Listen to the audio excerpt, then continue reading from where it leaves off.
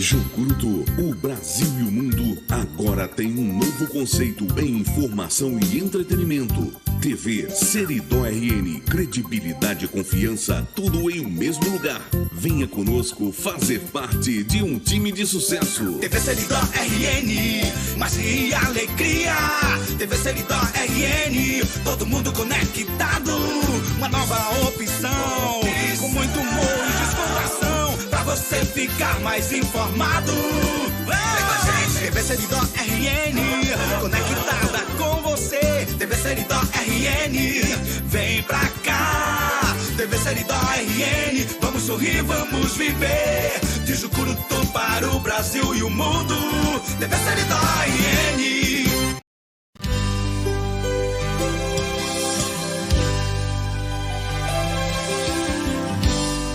Se a gente colocar a nossa fé em ação e confiamos e oramos a Deus,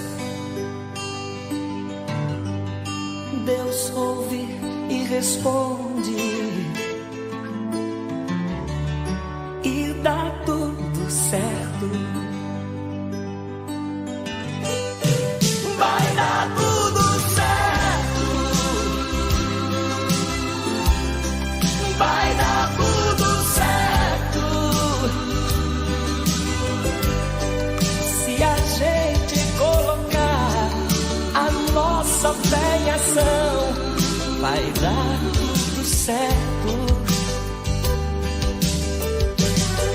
Vai dar tudo certo.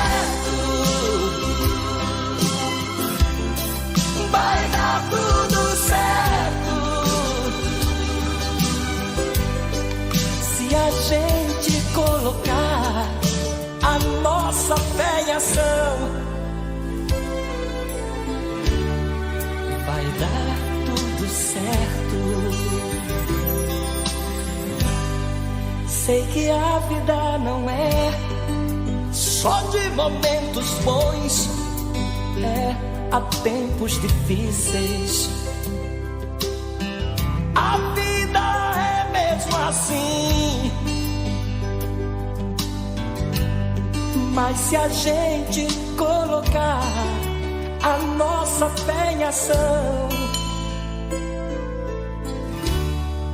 vai dar tudo certo. Vai dar tudo certo. Vai dar tudo certo. Se a gente colocar a nossa fé em ação, vai dar tudo certo. Vai dar tudo certo. Vai dar tudo certo. Se a gente colocar a nossa fé em ação, vai dar tudo certo. Vai dar tudo certo.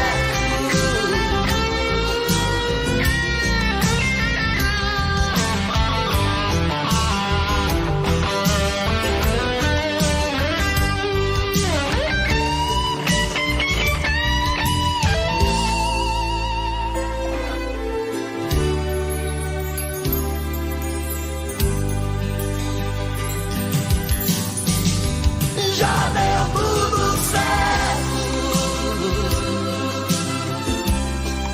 Já deu tudo certo. Porque a gente colocou a nossa fé em ação e deu tudo certo.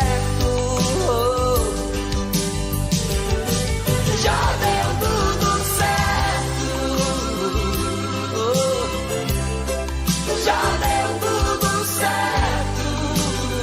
Em nome de Jesus.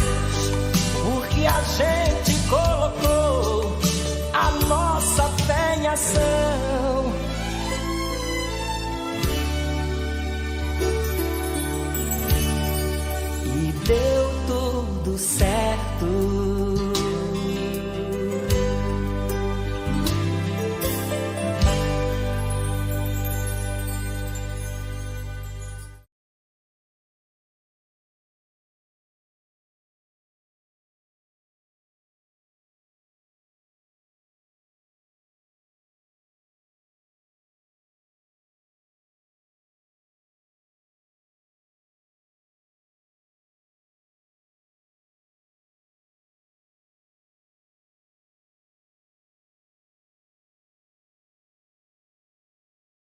noite aos espectadores da TV Seridó, né? Boa noite, Jucurutu. Boa noite, Brasil, né? Que hoje a TV Seridó, ela tem uma abrangência grande, né? O prazer é meu, né? Eu fico muito feliz, fiquei muito feliz com o convite. Estou aqui para esse debate, esse bate-papo bacana. Donizete, me diga uma coisa. Eu sei que hoje você é natural de Jucurutu, mas sei que você faz anos que mora em Boicelado. Você desde criança? Nasci e me criei em Boicelado, né? Seu pai é agricultor, né? Isso. Meu pai é um agricultor que criou 13 filhos, né? Uma família... 13 filhos. 13 filhos, né? E uma boa educação. Pelo que eu sei, seu pai soube criar os filhos e, como se diz, como exemplos de... eu posso dizer assim, uma família que trabalha e procura dar estudo a seus filhos, dá uma boa educação, né? Como base, um relacionamento de pai e mãe, os dois juntos, um relacionamento saudável, que isso influi muito, né, na criação, na educação e no desempenho do futuro dos nossos filhos. Acredito que seu pai e sua mãe teve esse bom desempenho, essa presença para ter 13 filhos, onde 9 são professores. Muito bonito. A história de nossa família, da família de Raimundo Souza, é uma história bacana. E como você falou, a base de tudo está na família. A convivência, né, familiar, aquela convivência harmoniosa, né? Porque as pessoas confundem educação apenas com aquela ação que ocorre dentro da escola. Porém, a educação ela precisa iniciar-se antes da criança chegar na escola. A educação, no sentido amplo da palavra, significa cuidar da ação daquele futuro cidadão. Eu falo muito que a escola, ela hoje, o processo de escolarização é um processo educativo. Porém, o processo, a formação educativa melhor e mais importante é a educação social. E essa educação social, ela precisa ser tratada dentro do seio familiar, né? Pai e mãe cuidando, educando, né? Dando direcionamento àquela criança, àqueles filhos, para que eles tenham um norte a seguir, né? Meu pai criou 13 filhos. Eu costumo dizer que meu pai criou esses filhos entre o caminho da escola e o do roçado, porque aos 7 anos, como meu pai, aos 7 anos ele matriculava a gente na escola, mas também dava um caquinho de enxada para a gente aprender a lidar com a terra, a trabalhar, né, a ir para o roçado. E ele dizia o seguinte: de manhã vocês vão para o roçado e à tarde tem que ir para a escola estudar. Pai tinha quase como uma obsessão que os filhos não poderiam deixar de estudar, mesmo ele sendo semi-analfabeto, porque na época, início dos anos 70, início dos anos 80, ele só tinha tido, ele dizia que tinha tido 45 dias de aula de uma escola, de uma professora particular, sabia ler e escrever, mas ele tinha essa obsessão, né? Dá o melhor para vocês. Pai, eu sempre digo que ele foi um homem à frente do tempo dele. Em 1985, ele alugou uma casa aqui na cidade para colocar eu e minhas irmãs, e as mais velhas eram mulheres, para estudar em Jucurutu. E ele dizia, porque naquela época não tinha transporte escolar, a dificuldade era maior. E pai, ele sempre deixou claro na criação dos filhos, ele deixou claro que a função de estudar era como uma necessidade vital, né? Era necessário estudar. Ele não dizia que era bom estudar, ele dizia que era necessário estudar. Para as filhas mulheres, ele justificava essa necessidade dizendo assim: vocês precisam estudar para arrumar um emprego, para não depender de marido. Olha, isso em 1985. Isso é muito importante. À frente do tempo, né? E para os homens, aos filhos homens, ele dizia: estudem para arrumar um emprego, para não viver nessa condição de escravo branco que o agricultor vive. Naquela época, ele percebia que aquela relação que alguns patrões com os agricultores, de ceder um pedaço de terra, de ter que partir a meia, a terça parte, né? Era uma relação quase de escravidão, né? E meu pai tinha essa obsessão. E eu tinha essa curiosidade em saber como é que uma pessoa que não tinha estudado, ele tinha adquirido esse conhecimento, porque analisando, quando a gente faz uma retrospectiva dos outros moradores, dos outros agricultores que moravam na mesma localidade, em que os filhos estudavam na mesma escola que a gente, apenas um se formou, os outros abandonavam a escola, por que aqueles agricultores não tinham a mesma percepção que meu pai? O grande diferencial, quando eu concluí meu mestrado, eu fui fazer meu mestrado em Mossoró em 2018, eu fiz uma pesquisa justamente sobre essa história de vida, historicidade de vida da família. E eu descobri que meu pai aprendeu essa necessidade de botar os filhos para estudar no movimento sindical. Naquela época, início dos anos 70 e 80, fazer parte do movimento sindical era muito arriscado, porque era um período de ditadura militar, porém meu pai fazia parte, né, junto com a Igreja Católica, tinha um padre aqui na época, que uma vez por mês ia celebrar missa lá em Boicelado e se reunia às escondidas, mas ele aprendeu que era necessário colocar os filhos para estudar. E dessa luta de meu pai, 13 filhos novos são professores, né? Meu pai também tem essa grande preocupação com a educação, tinha logo 7 filhos.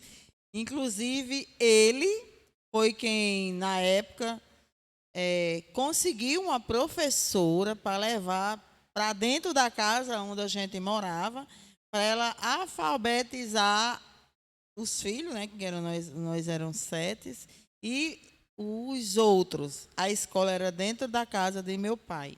Não sei em relação como era o pagamento nessa época, se como é que ele conseguiu essa professora.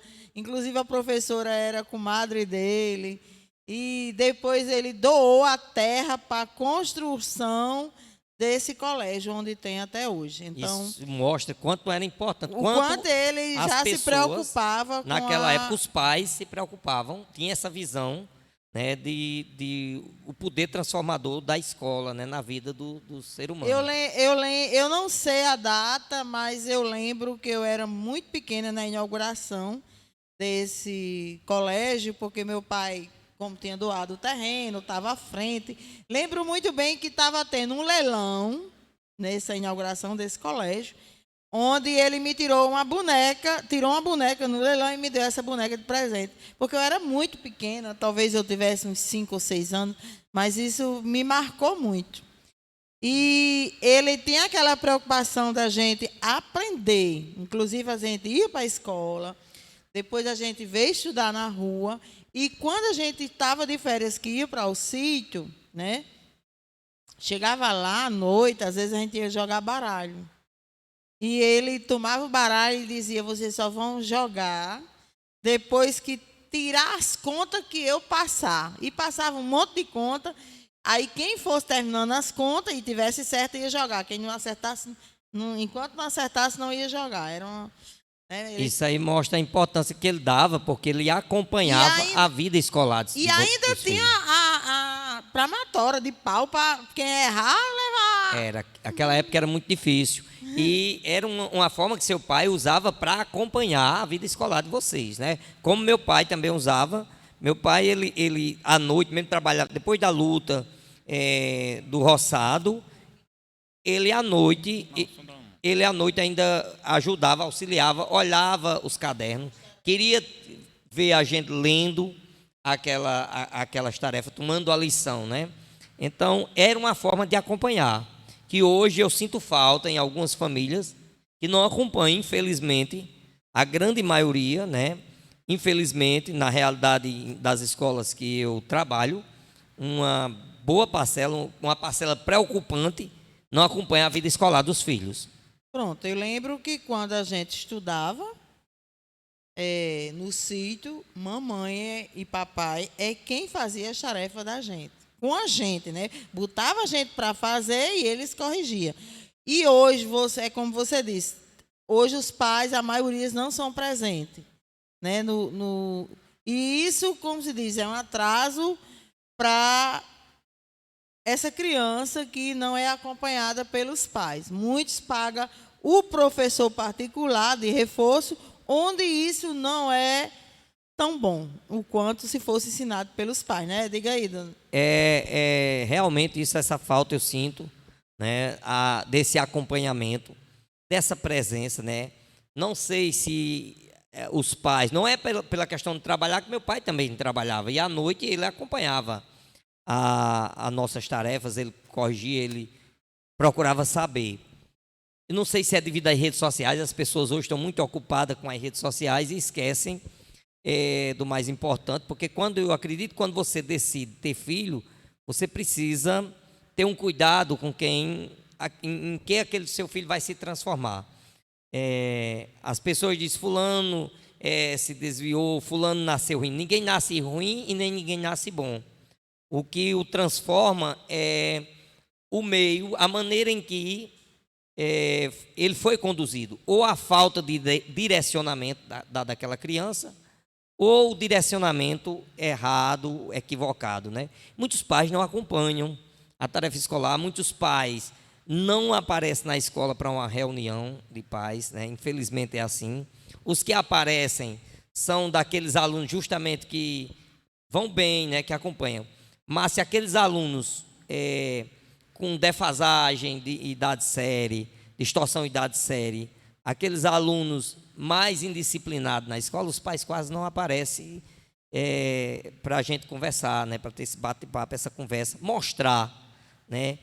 Eu acredito que se os pais tivessem a noção de quão é importante a escola, a vida escolar, na possibilidade de transformação social da vida de seus filhos, ele acompanhava mais, né? Ele incentivava seu filho, ele firmava essa parceria escola-família. Eu acho muito importante a participação dos filhos, dos pais, acompanhando os filhos, né? Porque eu sempre acompanhei a minha filha, e até grande, ela estava se formando e ela queria desistir. Eu falei, você não vai desistir, porque lá na frente você vai precisar. E como eu aprendi a ler e escrever sozinho, eu fui o meu próprio professor. Porque quando eu saí daqui, eu não sei se era porque eu ia para a enxada, ia para a escola, eu sei que a leitura não entrou muito na minha cabeça. E quando eu cheguei em São Paulo, eu saí daqui em 1979, e aí eu vi as dificuldades que era para se arrumar um emprego, para fazer uma ficha era aquela dificuldade, e aí eu comecei a escrever, tudo que vinha na cabeça eu escrevia e guardava. E aí hoje eu aprendi a ler e escrever com as minhas próprias histórias. Eu sou compositor, sou conhecido no Brasil como Carlos Araújo, o poeta. Que bom. Eu também gosto de poesia.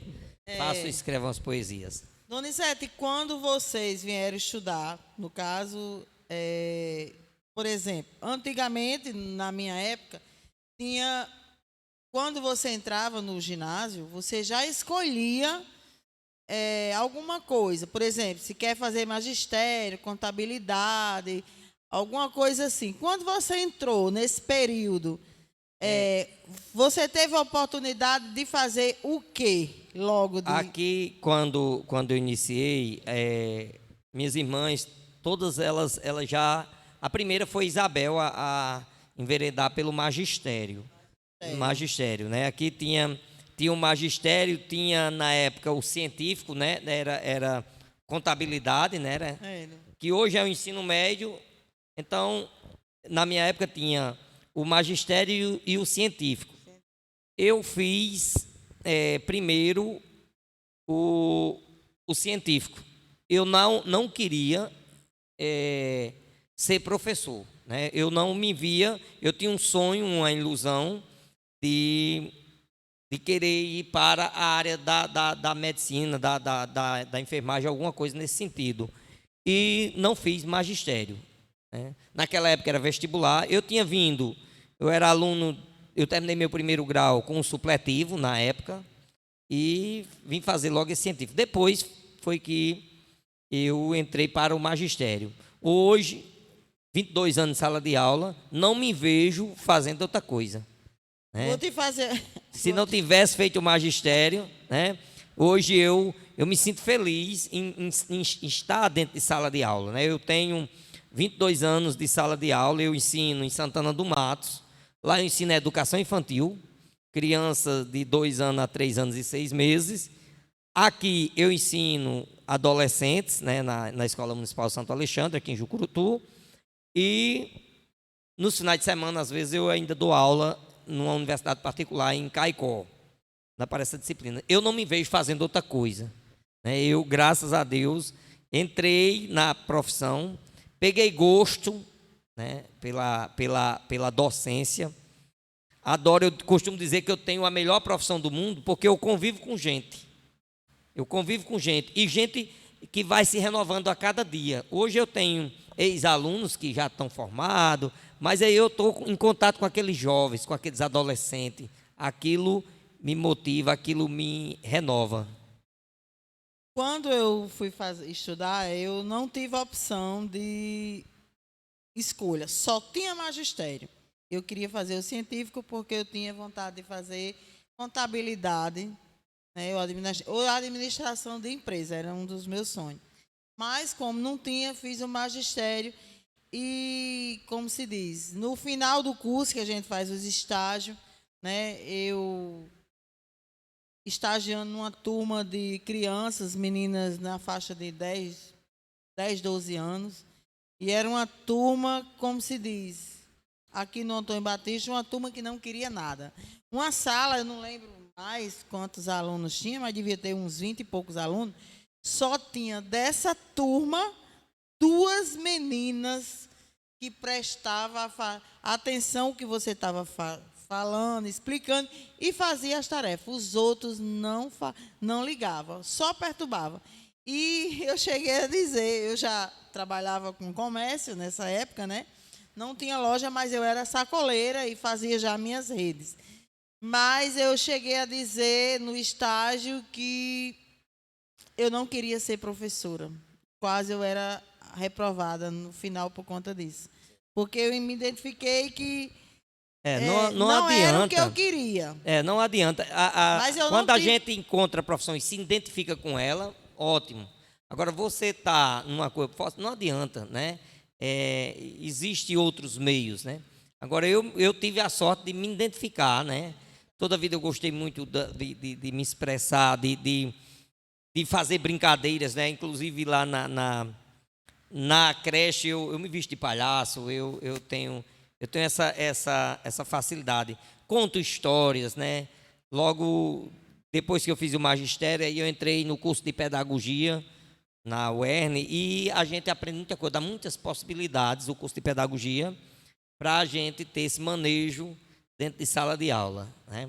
E ainda é complexa, cada vez mais complexa a realidade, porque hoje muitos se prendem no celular dentro de sala de aula.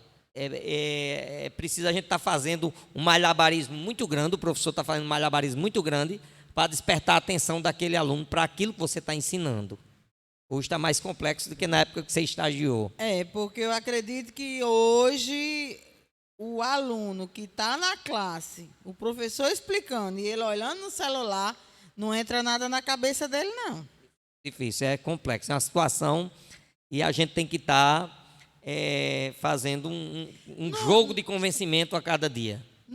O professor não pode botar uma lei, ou o próprio colégio, que durante a aula o celular deve estar desligado dentro da bolsa? Não pode? Não, não há essa possibilidade. Agora a gente negocia, conversa com eles, né, e tem um som obediente para só usar se a gente precisar numa pesquisa, né?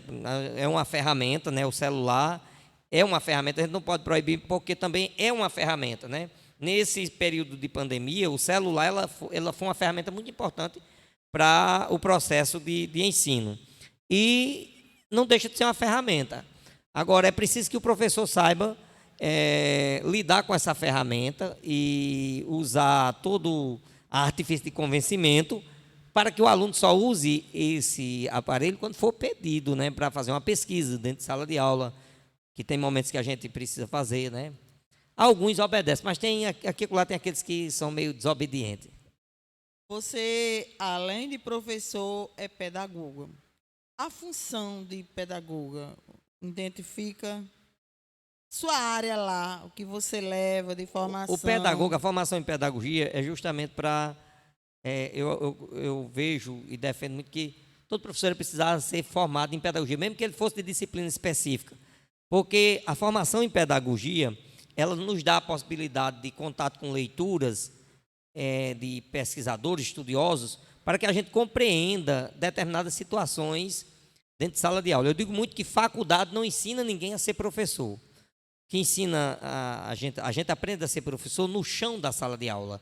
Todo dia é uma aula diferente e todo dia é uma experiência nova. Na faculdade a gente aprende a refletir sobre aquelas ações, né? E o campo da pedagogia, o pedagogo, ele tem esse conhecimento, né? Ele tem essa leitura de refletir sobre algumas ações e tomar algumas decisões frente aos desafios do dia a dia da sala de aula. Porque às vezes, eu lembro que na época que eu estava estagiando, teve brigas dentro da classe. E você tem de ter a autonomia de resolver uma solução, de amenizar aquela situação. Apaziguar, né? Aquilo, a gente é uma profissão delicada, é uma profissão complexa. Porque se não tiver, como diz, não for um pedagogo não entender um pouco de pedagogia, para tentar resolver certas situações de brigas dentro do colégio, ele perde a calma, ele perde a paciência e sai do limite.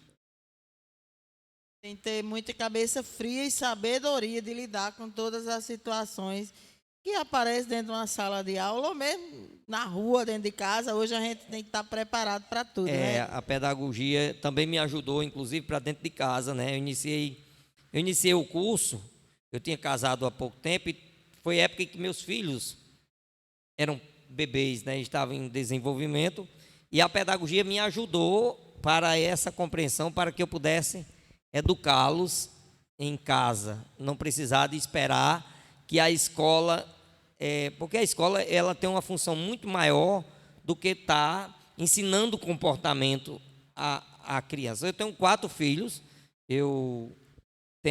criei, graças a Deus, são pessoas que estão bem encaminhadas. Eu tenho 2 já cursando a faculdade, né? Um faz Sistema de Informação em Caicó, na Universidade Federal, e outro faz Agronomia em Catolé do Rocha. Tem um terminou o 3º ano do curso de Eletrotécnica no IF em Caicó, e o 4º filho, mais novo, vai estudar informática, técnica informática também no IF. São meninos, são filhos respeitadores, são pessoas educadas. Quem conhece, né? Às vezes diz assim, você teve sorte com seus filhos. Não, eu soube conduzi-los. Eu na pedagogia, eu aprendi algumas situações, porque dentro da pedagogia a gente paga a disciplina de psicologia geral e psicologia da educação. E isso traz algumas reflexões para que a gente entenda, compreenda aquela formação da personalidade da criança. Então, tanto serve para a escola como para a educação dos filhos. Porque, na verdade, a gente sabendo educar nossos filhos, né, de maneira correta, ensinando tanto em casa como no colégio, a gente está garantindo para eles o futuro deles. Porque o futuro dos nossos filhos, né, nós, pais, é quem somos a base. Eu vejo muitos pais hoje, sobretudo na geração de hoje, eles acreditam, alguns, né, a gente também não pode generalizar, alguns acreditam que a função do pai e da mãe é bajular os filhos. E não é.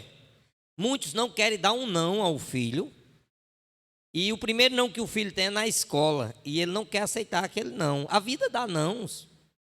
Muitas vezes a vida nos impõe nãos, né? E a gente precisa, desde pequeno, ensinar nossos filhos ensinar a nossos filhos que a vida dá esses nãos e que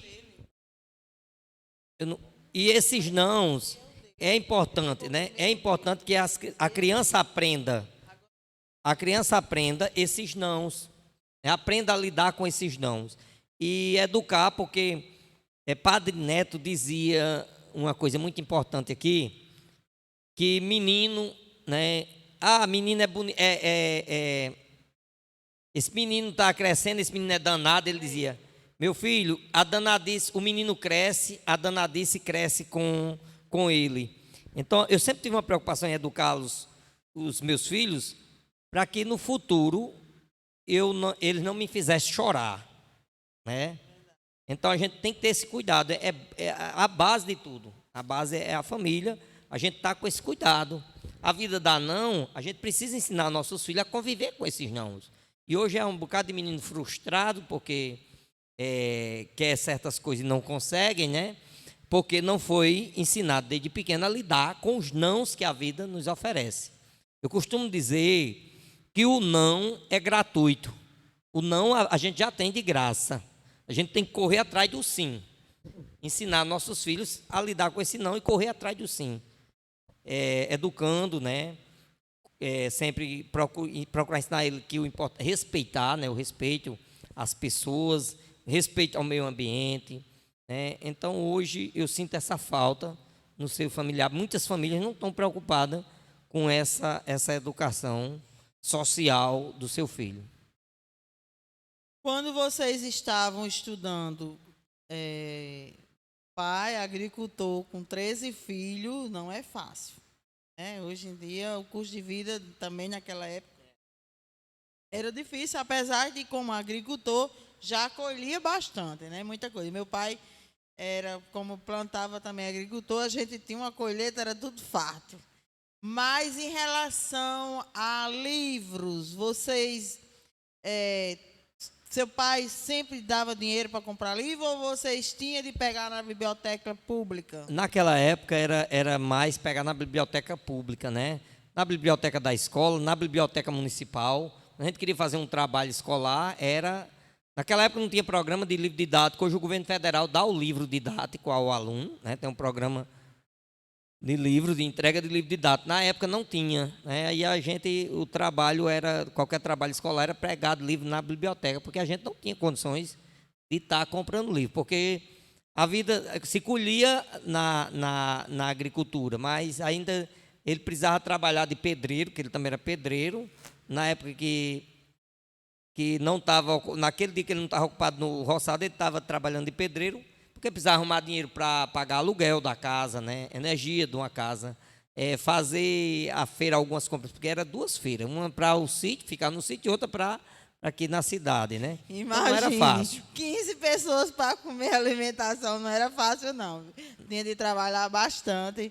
Mas graças a Deus... Eu costumo dizer que eu não conheço alguém que tenha trabalhado mais do que ele. Pode ter trabalhado do mesmo tanto, né? Ele hoje 77 anos, mas ainda trabalha, né? Até só para distrair a mente. Eu levei recentemente ao médico, o médico disse: não pare de trabalhar, disse a ele.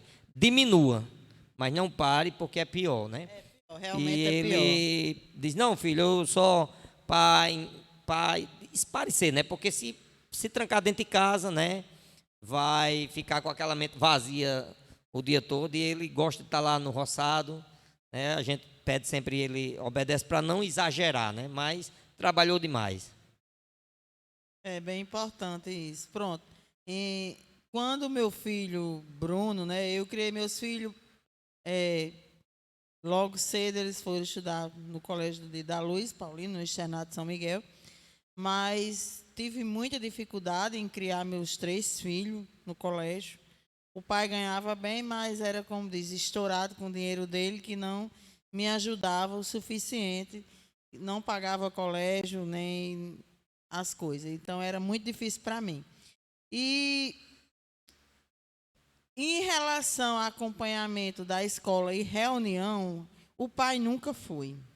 Onde Bruno, né, um dia chegou a relatar para mim, meu filho hoje, casado, tem 2 filhos, um bom pai, quer dizer, graças a Deus, ele, como se diz, puxou a mãe, porque o pai, como diz, não estava nem aí para os filhos, né? Então, Bruno estudou, passou, na época foi para Natal estudar lá, fazer, acho que era o 2º grau, colégio bom, preparação para vestibular, né? Ele queria medicina, passou na primeira etapa, mas não passou na segunda.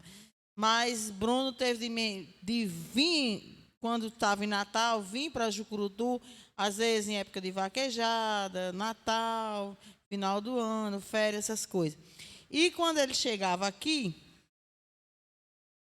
eu já estava separada do pai deles, né? Mas o pai dizia, tá aqui para você ir para a festa de vaquejada. Isso ele... Não, até antes, quando ele estudava em Caicó, já acontecia isso. Bruno, rapazinho, já tinha seus 17, 18 anos. O pai, ainda a gente não era separado, o pai dava o dinheiro para ele ir para a festa. Ele pegava o dinheiro, já que eu não tinha dinheiro, assim, comprava livro, mas era muito difícil. Ele pegava aquele dinheiro que ia gastar na festa e comprava livros. Aí, muitas vezes o pai dizia, eu dei o dinheiro para você ir para a festa e você não foi, então me deu o dinheiro para cá. Ele disse, não, eu não fui para a festa porque eu guardei o dinheiro para comprar um livro que eu precisava.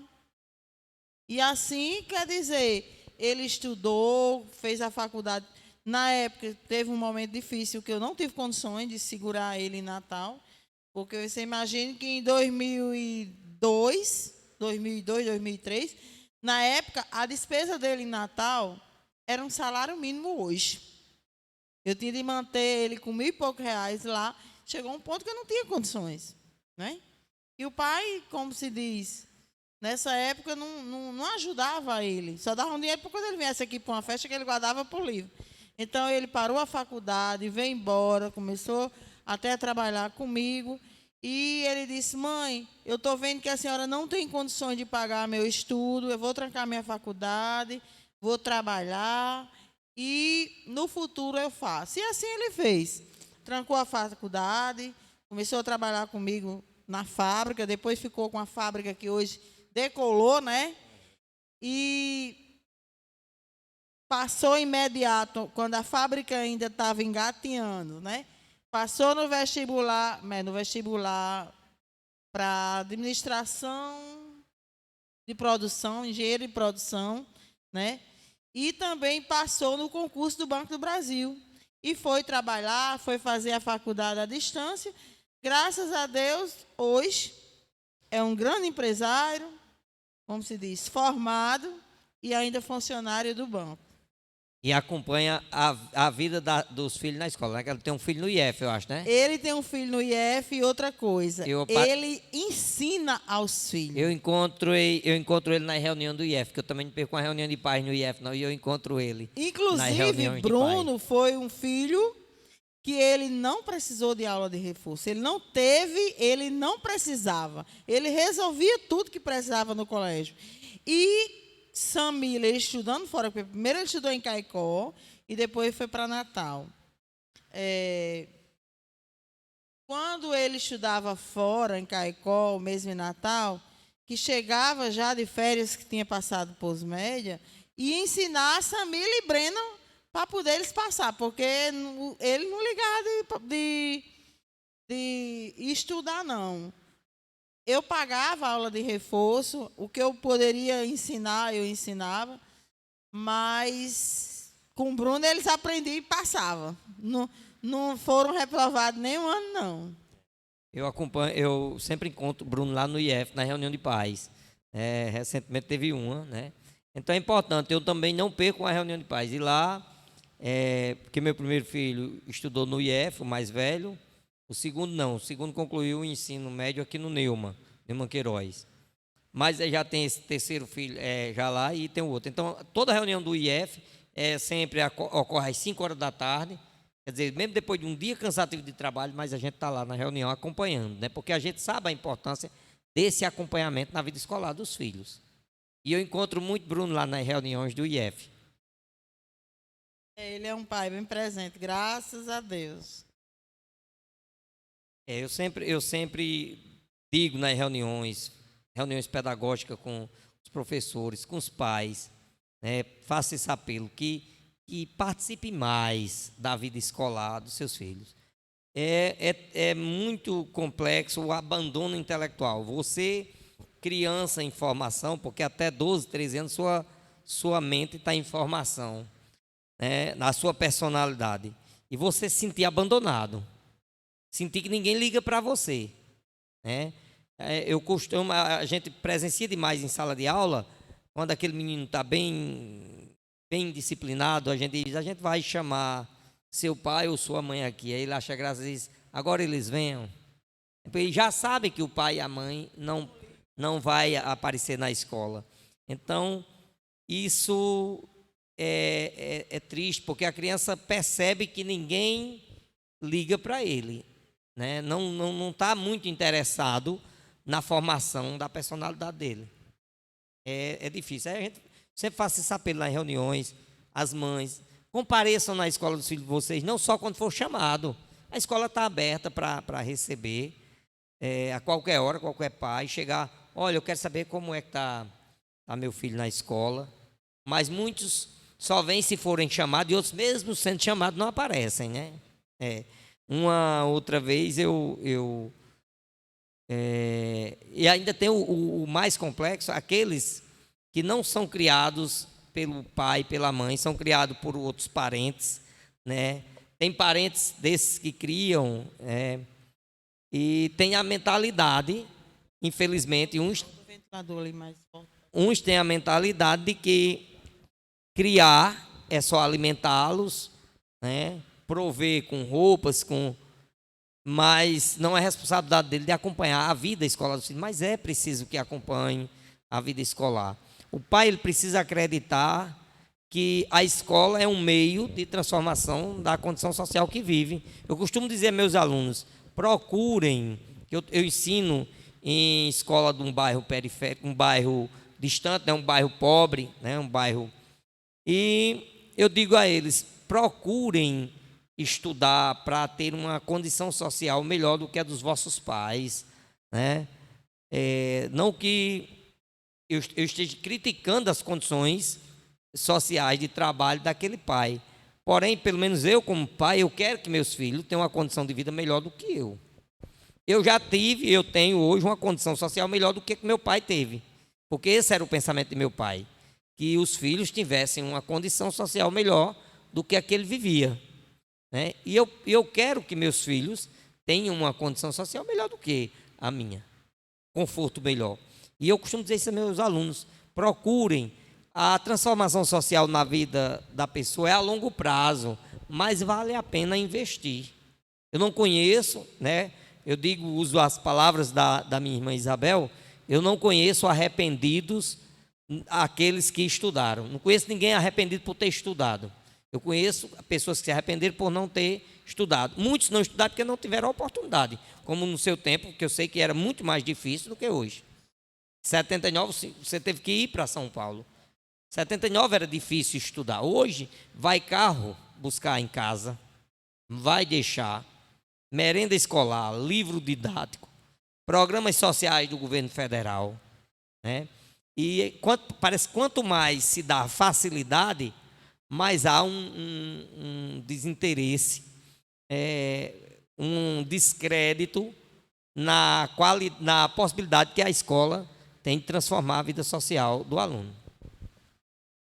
E assim, eu por não ter tido a oportunidade de estudar, eu fiz igual ao seu pai. Eu quis que a minha filha, ela se formasse. Era difícil estudar e trabalhar, mas aí eu dava exemplos. Eu falava, olha, você está vendo o fulano lá, que a filha não pode dar o que eu posso dar para você? E aí eu mostrava exemplos. E aí teve uma época que ela perdeu um ano. Ela falou, pai, eu vou fechar. Eu falei, não, você não vai fechar, porque se você fechar, você vai se acomodar. Eu fiz ela pagar a faculdade, eu tinha condições de pagar, mas eu fiz ela pagar, que era para ela ter o valor dela. E eu dava tudo o que ela precisava. Dava roupa, dava comida, dava tudo. Então, ela se formou-se e hoje ela agradece. Hoje ela trabalha administração de... Hoje ela é gerente de condomínio lá em São Paulo, trabalha numa empresa, ela administra mais de 20 condomínios. Então, e ela dá conta, porque ela saiu de licença maternidade e teve que colocar 3 no lugar dela ou 4 para fazer. Então, ela é competente no que ela faz. Aí depois ela se interessou, se fez alguns cursinhos e tal. Mas eu, como não tive, eu tive que brigar sozinho, eu falei, você vai ter que se formar, porque você vai ter um futuro. Quando for daqui a alguns anos, que eu não estiver mais aqui, você tem condições. E assim eu fiz. Eu fiz com que ela enxergasse aquele futuro. Donizete, em relação hoje a essas crianças, como você também já trabalhou com crianças de 2, 3 anos, né? Mas dá para ouvir o que você tem a falar daquelas crianças e hoje os jovens, já têm uma experiência de 22 anos na sala de aula, esses alunos que são trabalhosos no colégio, que reflexão, que com certeza o colégio tem conhecimento de como é a educação, a criação, os relacionamentos dos pais dessas crianças. Olha, Isso influencia bastante. geralmente essas crianças mais complexas, né, de comportamento mais complexo, mais insocial, né? As crianças que mais dão trabalho na escola, que são mais indisciplinadas, a grande maioria, elas vêm de núcleos familiares complexos, são reflexo daquilo que vive em casa. São crianças que não sabem receber um não, porque não foi ensinada a conviver com esse não. A primeira pessoa a dar um não a ela é o professor. E quando o professor dá um não, ela desobedece. Às vezes chega até a querer agredir o professor, né? Então, essas mais indisciplinadas, essas crianças e esses adolescentes, eles vêm desses núcleos familiares complexos, com essa complexidade, né? É criado por um avô, por um tio, né? Às vezes um núcleo familiar, uma casa muito apertada, com 10, 12 pessoas dentro, né? É muito difícil. E sem ninguém que dê um direcionamento. Eu costumo dizer que eu tive uma sorte. Eu cito três exemplos de como se estragar ou como se educar uma criança. Quando o pai e a mãe, quando a criança é criada por pai e mãe, e que o pai dá um direcionamento e a mãe desmancha, ou a mãe dá um direcionamento e o pai desmancha, aquela criança ela vai ficar confusa, vai criar na confusão e ela vai ter 2 direcionamentos a segui-lo. E vai seguir aquilo que for mais confortável para ela naquele momento. Se for o direcionamento da mãe, ela vai seguir o da mãe. Se for o direcionamento do pai, ela vai seguir o do pai. Quando ela tem um pai que dá um direcionamento, a mãe segura aquele direcionamento. Quando a mãe dá um direcionamento, o pai segura aquele direcionamento. Então aquela criança ele tem um norte, um caminho a seguir. E aquelas que não tem quem dê um direcionamento, aí fica difícil. É porque sempre tem aquele negócio, né? Às vezes o pai ele fala com o filho. Aí a mãe vem e fala: não, filha, não faz nada que seu pai falou. O que vale é o que eu falei. Que nem lá em casa. Lá em casa eu era o mais bonzinho, né? E a mãe dela já era mais carrasca. E aí eu sempre passava o pano, né? E a mãe já era mais grossa. Mas ela, graças a Deus, ela seguiu um bom caminho. Ela acho que ela seguiu o meu instinto. Eu criei 3 filhos, Bruno e Samila, né? Como o Raimundo viajava muito, Bruno e Samila, eles já começaram a me ajudar muito cedo, certo? Em trabalhar.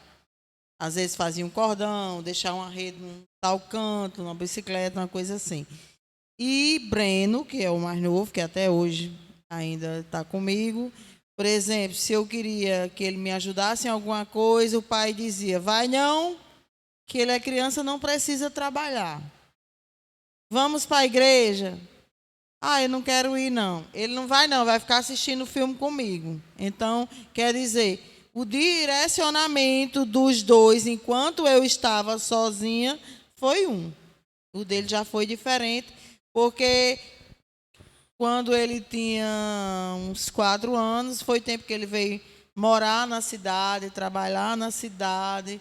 Aí foi tempo que ele presenciava as tribulações dentro de casa, e isso afetou, né, o psicológico dele, as consequências de tudo, né? É um menino muito inteligente, mas ainda não conseguiu concluir. Aquela criança que se desenvolve num lar, onde há harmonia, onde há respeito entre pai e mãe, né?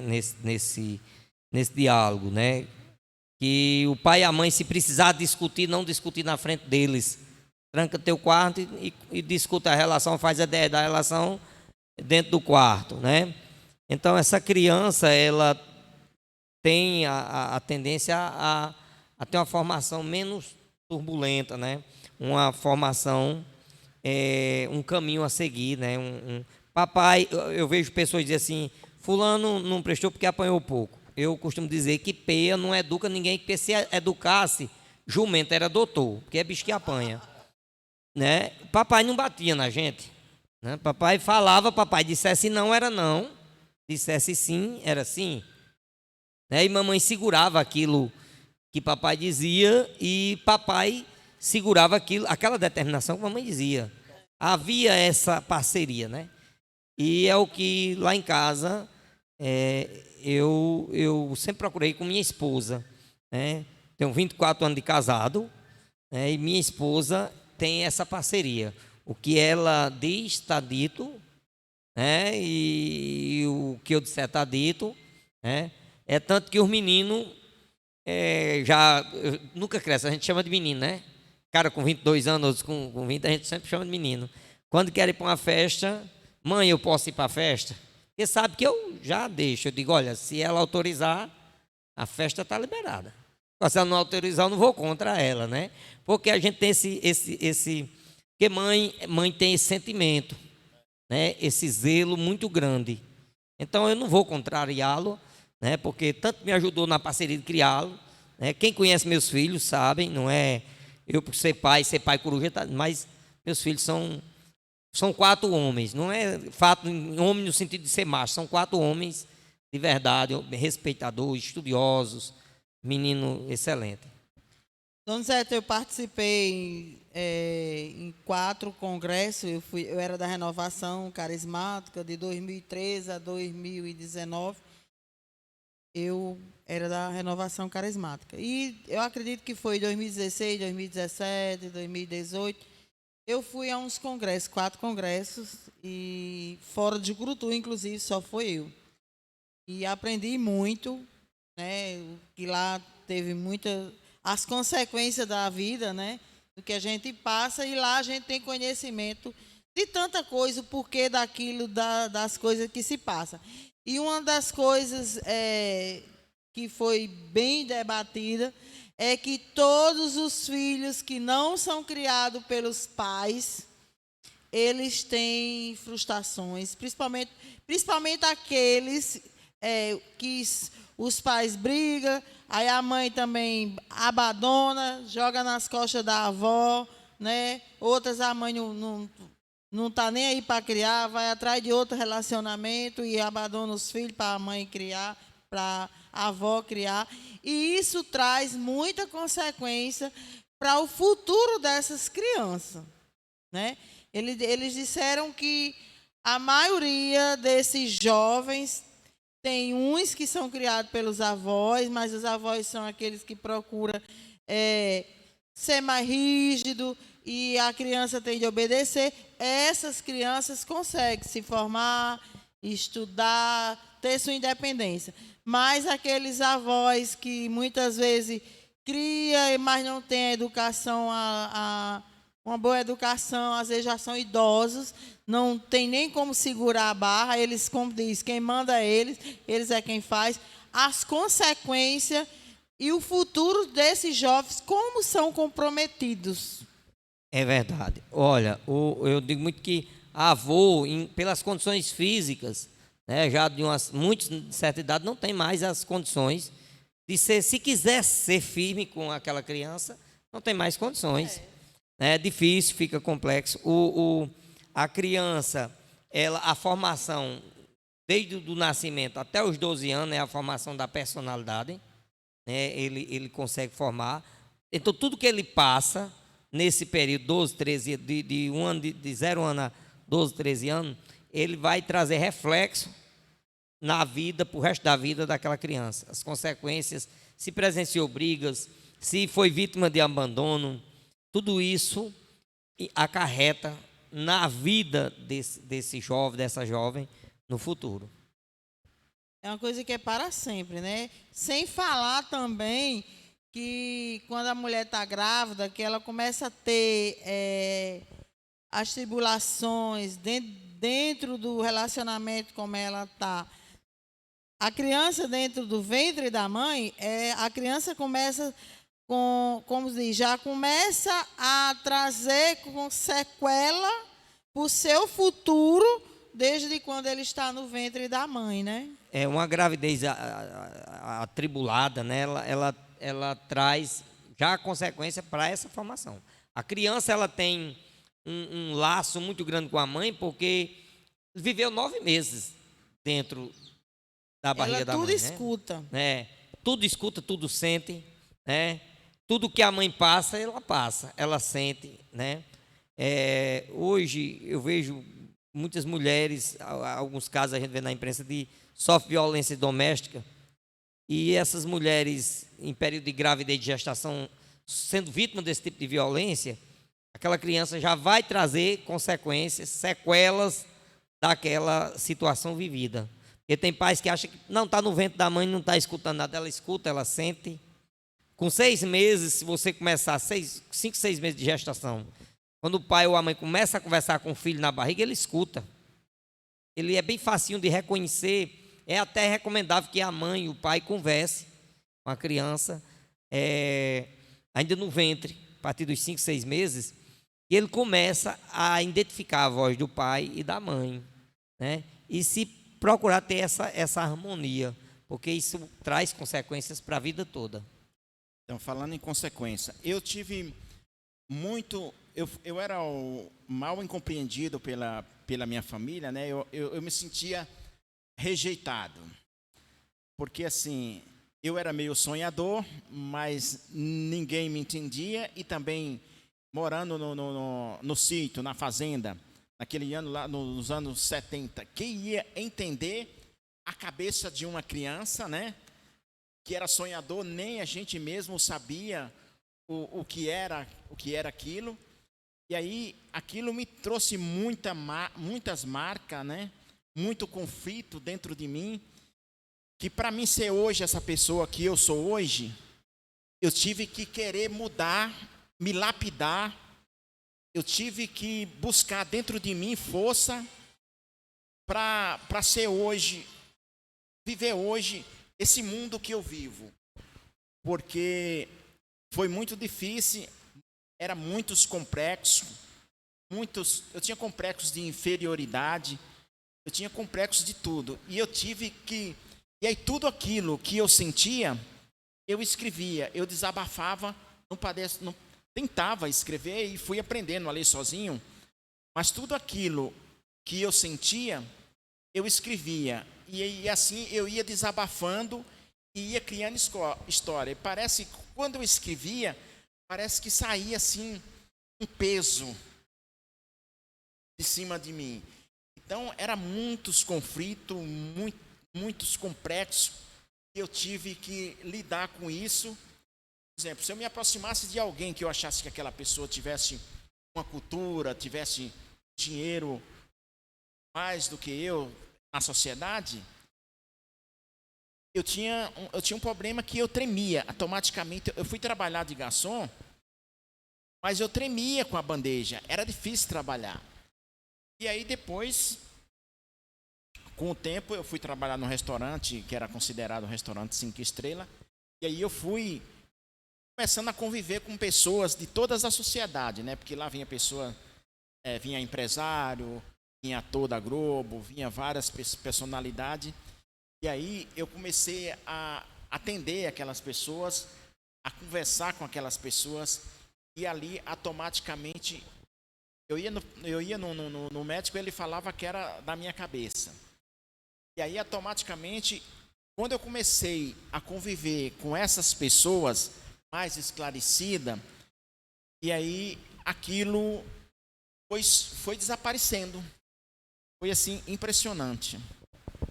É um processo, né? É um processo, né, você viver um processo de desconstrução daquelas consequências dos traumas vividos. E é doloroso, esse processo de desconstrução desses traumas é doloroso.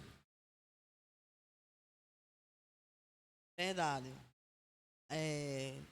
Os traumas que as crianças passam, desde o ventre da mãe, a sua criação em criança, né, na adolescência, tudo isso vai acarretar, se não foi boa, consequência no futuro. Porque no nosso tempo, né, a gente, como diz, não tinha celular, não tinha televisão, né, a gente ainda brincava num terreiro, fazia... Eu lembro que a gente, em criança, quando não estava nos períodos de... A gente estudava, ainda fazia alguma coisa em casa. Uma hora a gente ia apanhar algodão, feijão, tomate, né? Quem morava no sítio, caju, as frutas, ia apanhar uma coisa e outra. Mas a gente ainda era criança, tinha a hora de brincar, né? E hoje a gente... pouca gente, principalmente os pais que moram na cidade, poucos pais saem com seus filhos para uma praça para brincar, né? Fica menino na televisão ou dá um celular, né? Que isso acarreta muito, né, a criança. Você, como pedagogo, o que você diz sobre isso? Eu acho isso está sendo nocivo, né? Eu lembro da minha época de criança, a gente brincava com uma criança recém-nascida no berço. O brinquedo era um chocalhozinho, aquelas, né? E hoje se dá um celular, né? Se dá um celular antes nem mesmo da criança falar. A criança está sentando, a mãe bota um vídeo do YouTube para aquela criança, enquanto ela realiza alguma atividade doméstica dentro de casa, aquela criança está com aquele celular ali, né? Então a exposição à tela do celular, aquela luz, ela vai danificar a visão daquela criança. Logo cedo, ela vai precisar de atendimento oftalmológico, né? Devido à exposição constante. Aquela criança, ela não tem o sentido criativo de criar, porque a gente foi de um tempo que a gente criava nossos brinquedos. A gente fazia nossos brinquedos. Lá onde eu fui criada, tinha muitos idosos, tinha muita caixa de remédio. Então, aquelas caixas de remédio, a gente recortava, fazia cama, fazia mesa, fazia geladeira. Fazia os móveis da casa. Fazia os móveis da casa. Com o retalho das costuras de mamãe, fazia os panos cortadinhos para enfeitar a casa. Era um processo de criatividade. E hoje a criança pega o celular, ela recebe aquelas informações e ela não cria, né? E isso afeta. Eu preciso que exista pesquisa já que comprove que isso afeta muito a vida da criança. Mas, infelizmente, as mães, os pais... O menino está chorando, para não chorar, dá o celular, né? Está brincando. Aí fica mais complexo ainda. Então, eu lembro na nossa infância, a gente tinha umas brincadeiras, era passar anel, minha mão direita estava vazia e brincava com aquilo. Não, mas já era na adolescência, né? E era bem interessante. E nas novenas lá, soltava um foguetão, as molecadas saíam dentro daqueles matos atrás da tabanca. Procurando. Você passou por isso também? Passei. E aí era aquela loucura. Você entrava dentro dos matos lá atrás das tabocas. E aí também faziam os cavalos pegavam uma cambira lá, um pedaço de pau, colocavam um cabrito ali e saía esquipando. A gente construía os brinquedos. E hoje não há esse processo de construção. A gente fazia de meia, bola de meia, né? Havia toda uma construção de brinquedo. E hoje é celular. Papai fazia para os meninos carrinho com madeira, uma rodinha. Era boi de osso, né? A gente juntava aquela ossada e ia fazer os boi, as vacas, aqueles ossinhos pequenos. Eram as vacas, fazia os currais. Então, tudo isso era brinquedos que as crianças construíam. E hoje a gente não vê essa construção. A criança só brinca com celular, né? E isso ela não desperta o fator criativo, a pessoa ser criativa, ser autônoma, né? De criar suas próprias brincadeiras. Você pega o celular, está assistindo um vídeo que alguém criou, um desenho animado que alguém criou, né? Eu vendo, tem alguns desenhos, né? Tem um desenho Dora Aventureira, né? Que as crianças da geração de 5 anos atrás gostavam muito. A menina, a Dora realmente era impossível, mas é uma personagem de uma menina que eu costumo dizer que aquela Dora é um demônio, porque ela tira o juízo de um pobre de um urso, né? E as crianças vendo aquilo, né, é um estímulo, quer dizer, você expõe seu filho a certo tipo de desenho, né, porque ele gosta, não vai chorar, eu posso passar o dia arrumando a casa, né? Mas aquilo atrapalha na formação daquela criança, no desenvolvimento da aprendizagem. Eu tenho uma sobrinha que ela é pedagoga, ela é fisioterapeuta, a Cintiana, inclusive eu tinha feito um convite, ela ficou de vir, mas aí foi tempo que teve um problemazinho e não deu certo, e ela teve 4 filhos, o 4º filho agora. Mas é uma mãe e um pai que cria os filhos diferentes. Os filhos deles lá, a menina começou a estudar esse ano, acho que ela deve estar com 7 anos, mas ela lê tudo, escreve, aprendeu em casa com o pai e a mãe, e é porque o pai e a mãe trabalham, eles não pegam celular, eles não assistem televisão, nem jornal, sabe? Ou eles deixaram de morar na cidade, foram morar no sítio para ter uma vida mais diferente, a criar os filhos com contato com a natureza, longe do mundão. Longe dessa correria, dessa gaiola de loucos, né? Porque a correria é grande. A correria é grande e a agitação. A gente recebe crianças muito agitadas na escola, crianças muito cheias de imperatividade, crianças que não sabem limites, não é imposto limite desde cedo. A gente vive numa sociedade regrada, né? E é preciso ensinar regras, limites àquelas crianças. Eu observo também o seguinte: os pais de hoje, né, eles não têm muita paciência com os filhos.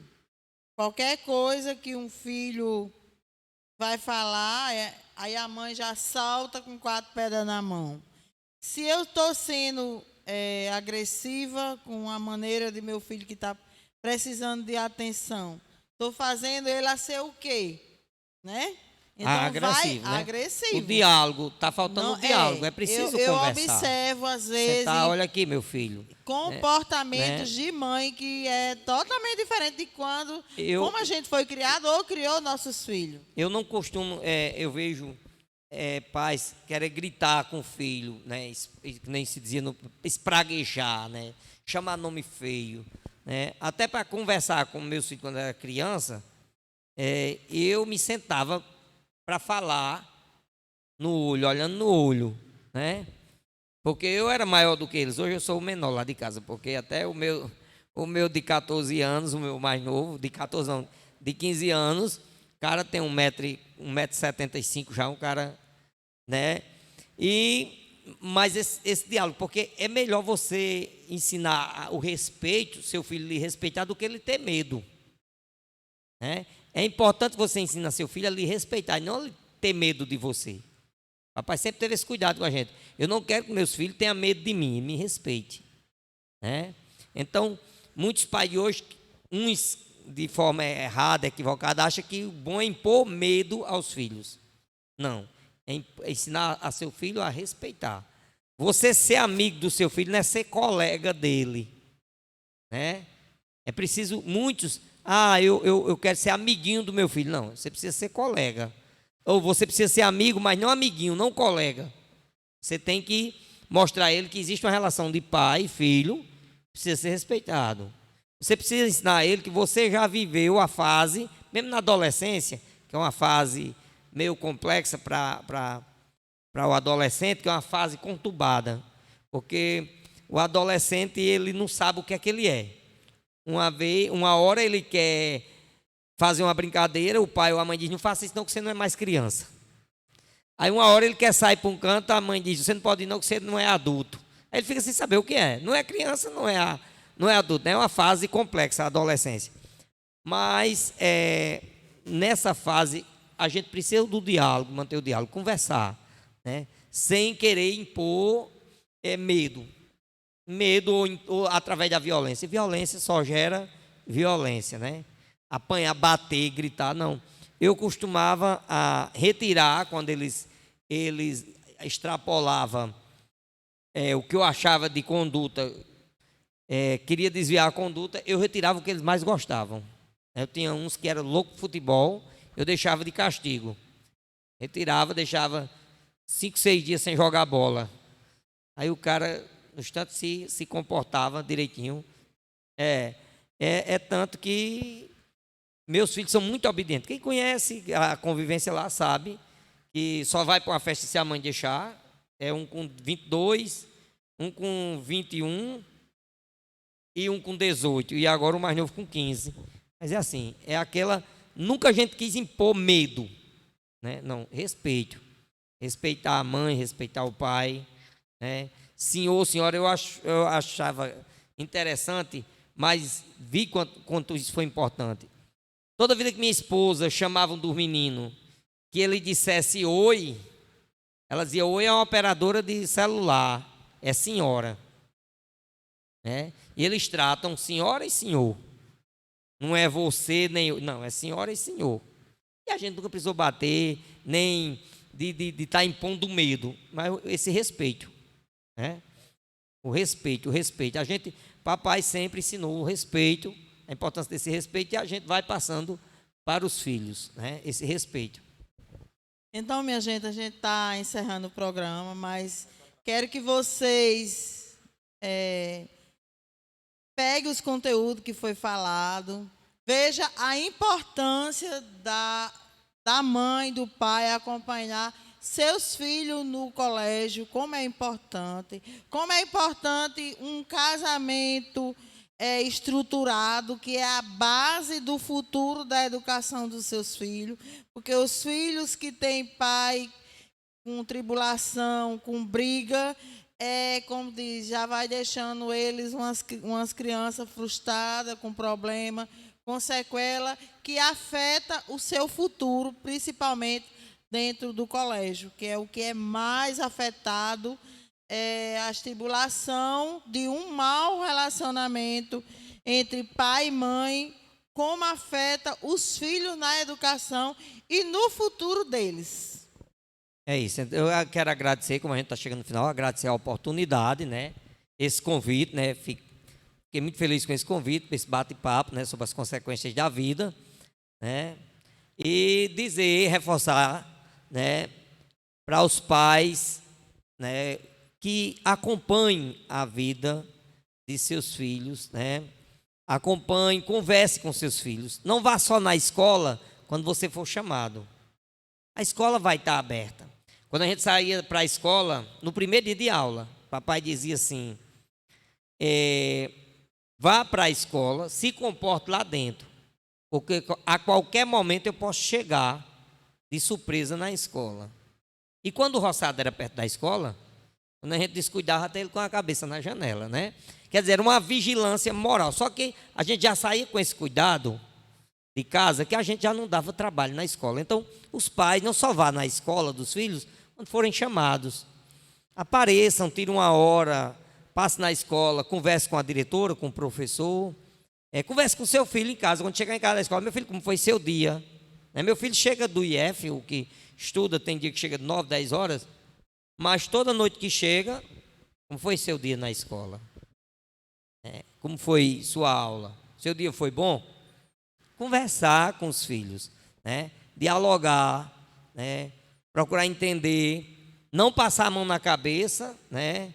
E achar e tudo pode. Mas quando você cria desde o início, dando os direcionamentos corretos, mostrando, educando, dando a preocupação com a condução dele, o que é que ele vai ser na sociedade, né? Como ele vai se comportar na sociedade, então você vai ter um futuro brilhante, seu filho vai ter um futuro brilhante, seu filho não vai lhe envergonhar perante a sociedade.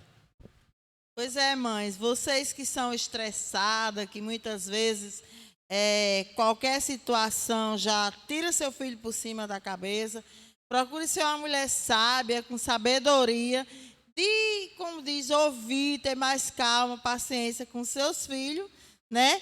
Para eles, como se diz, ter um futuro melhor.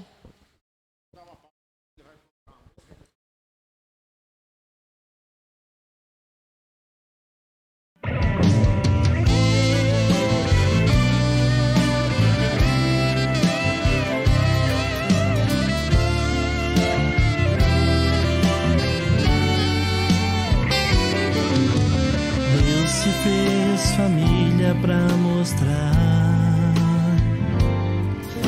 o quanto é importante ser família. Deus mandou seu Filho único viver para ensinar os mandamentos do Senhor. Amai-vos uns aos outros, honra teu pai e tua mãe. Ensinai os vossos filhos a serem obedientes. Deus é o alicerce da minha família. A tua palavra para nós é direção.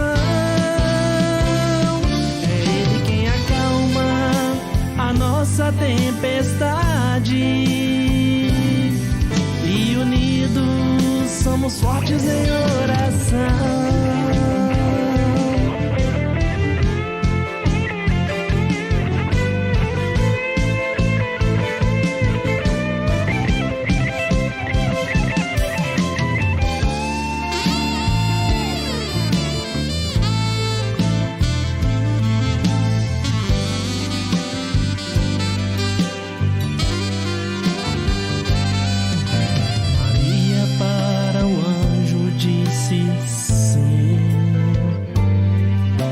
Aqui para ser a serva do Senhor,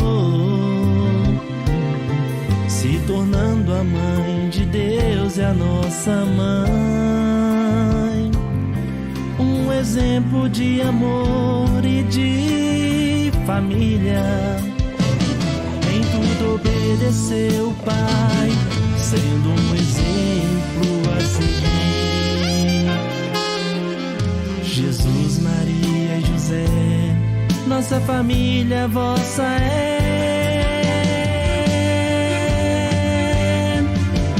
Deus é o alicerce da minha família. A tua palavra para nós é direção. É Ele quem acalma a nossa tempestade. E unidos somos fortes em oração. Deus é o alicerce da minha família. A tua palavra para nós é direção. É Ele quem acalma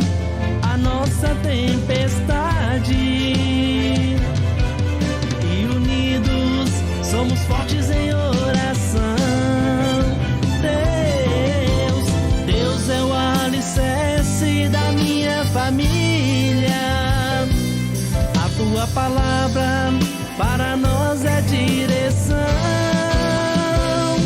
É Ele quem acalma a nossa tempestade. E unidos somos fortes em oração. E unidos somos fortes em oração.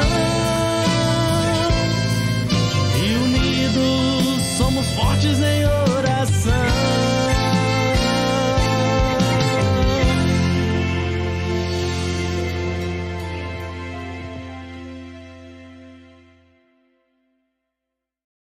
Olá, vamos encerrar o programa. Agradecer aqui ao nosso convidado, foi um prazer. Espero que o vídeo vai ficar aí nas redes sociais e as mães, os pais assistam para aprender um pouco a educar seus filhos, né? Saber o quanto vem as consequências de como a gente não dá atenção suficiente.